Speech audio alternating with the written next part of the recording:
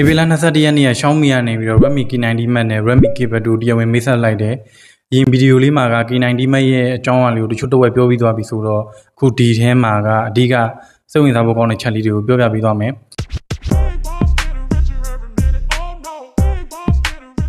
ဒီဖုန်းရဲ့ထူးခြားချက်က Xiaomi သမိုင်းတစ်လျှောက်လုံးမှာပထမဦးဆုံး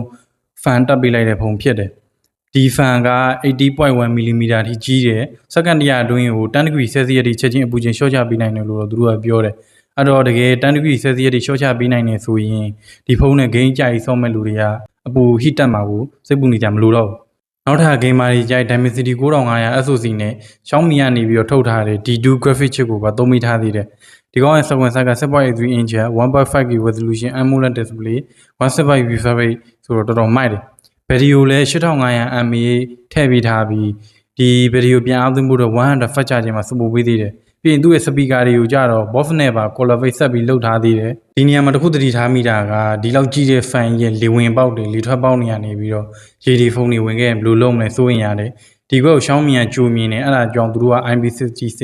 68 69 စတဲ့ water resistant စမ်းထားတဲ့ဗီဒီယိုတွေပါတခါတည်းပြပေးသွားတယ်။ဒီနှုန်းအနေနဲ့ China ထဲမှာကျတော့ 1.25 GB ကို2999 yuan နဲ့ဝယ်လို့ရပြီးအခုလက်ရှိထိုင်းနိုင်ငံဈေးကွက်ထဲမှာကဘတ်19000ဝန်းကျင်နဲ့ဝယ်လို့ရလောက်မယ်လို့တော့ခန့်မှန်းတယ်။ဒီဖုန်းက global version မှာဘယ်လိုအနေနဲ့ထွက်လာမယ်ဆိုတာတော့အတိအကျမသိရသေးဘူး။နောက်ထပ်က Redmi K2 compact gaming tablet တွေထဲမှာလူစိတ်ဝင်စားဆုံးတဲ့ gaming tablet ဆိုရင်ဒါကိုရွေးလို့ပြောရလို့တဲ့အထိ generation 20ထဲနဲ့တော်တော်ကျန်းလာတယ်။ဒီဆုံးသိထားမှာကသူ့ရဲ့ display ပိုင်း8.8 လက်မှာပဲရှိတဲ့ရွယ်စားလေးထဲမှာ 3K resolution ရအောင်လုပ်ပေးထားတယ်။အဲ့ဒါပြင်175 refresh rate နဲ့ဆိုတော့ game ဆော့တာပဲဖြစ်ဖြစ် social media သုံးမယ်ဗီဒီယိုကြည့်တဲ့အခါကြီးကျရင်လုံးဝ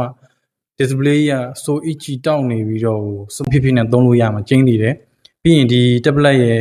မျက်နှာပြင်လင်းအားက1100 nit ထိလင်းနေဆိုတော့ဒါဒီ tablet ဝင်းကြီးနေထဲမှာတော်တော်လင်းနေတဲ့ပါတယ်။အဲမှာ Dimensity 9500ချစ်ကိုထည့်ပေးထားပြီးဒီချစ်ကနေပြီးတော့ performance 4တန်းကျော်ထိထွက်တာကိုတွေ့ရတယ်။အပူကိုထိရောက်သူထိန်းချုပ်နိုင်မှုအတွက် 15300mm square ရှိတဲ့ cooling vapor ချင်းကြောင့်ထည့်ပေးထားတယ်။ဒါဟာအကြာကြီး game ဆော့တဲ့အခါမျိုးတွေကြာရင် performance ကျမသွားအောင်တေချာပြင်ဆင်ပေးထားတယ်။ဘက်ထရီပိုင်းမှာ9100 mAh ထည့်ထားပြီးဒီရွယ်စားမှာတွေ့ရခဲ့တဲ့ပမာဏဖြစ်တယ်။77ရဲ့ fast charging support ပေးထားတဲ့အတွက်အားကိုအမြန်ပြန်သွင်းနိုင်တယ်။အတန်ပိုင်းမှာဆိုရင်လည်း Bose နဲ့ collaborate လုပ်ထားတဲ့ quad speaker တွေပါလို့ game ကစားရင် game ထဲမှာခြေစံတွေတနတ်တန်တွေအဲ့ဒါတွေကိုတည်တည်ချာချာပြက်ပြက်သားသားကြားရနိုင်တယ်။ဒီ Redmi K2 လေးကမနက်ကထားတော်တော်များများတိုးတက်လာတယ်။ display ပိုင်းတွေ SoC ပိုင်းတွေ battery ပိုင်းတွေပြီး speaker ပိုင်းအကုန်လုံးတည်တည်သားသားတိုးတက်လာတယ်။ဈေးနှုန်းလေးမှဆိုရင်လည်းအခုထိုင်းနိုင်ငံအတွင်းကိုဝင်လာမယ်ဆိုရင်ဈေးကဘတ်19000ကနေပြီးတော့ဒီအဲ့ဒီပတ်ဝန်းကျင်လေးပဲဖြစ်နိုင်တယ်ဒါခံမှန်းတဲ့စီအတိအကျယူလို့တော့မရဘူးတကယ်လို့ brother တို့အနေနဲ့က gaming phone gaming tablet ဝယ်ဖို့စိတ်ကူးနေဆိုရင်ဒီနှစ်ခုပါထည့်ပြီးစဉ်းစားသင့်တယ်